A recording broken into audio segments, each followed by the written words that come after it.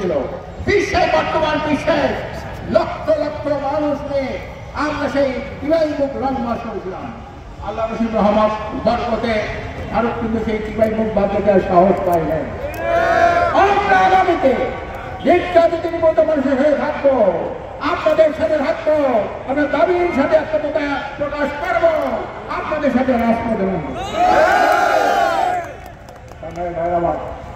আপনি ধৈর্য ধারণ করুন, দাবি দাওয়া পেশ করেন, আপনাদের কথা জানি অনেক শুনেছি। সাহেব আপনাদের সাথে একমত আছেন, সাহেব একমত আছেন, সরকারকে অনুরোধ করবো আপনার স্মারকলিপি দেন, দিচ্ছেন তো স্মারকলিপি আছেন না, স্মারকলিপি দেন। আন্দোলন করেন, বারবারিটা করা যায় না। এই শীতের মধ্যে মানুষগুলো কেন কেন এখানে হাজির হবে?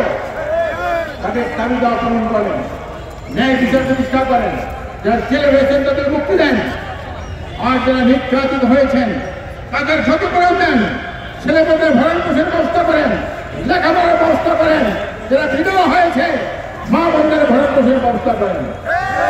কিন্তু আমরা এই সরকারের মধ্যে ছাত্র জনতা এবং এই বিডিআর ভাইদেরকে নিয়ে আমরা দুর্বারান্য গড়ে তুলব।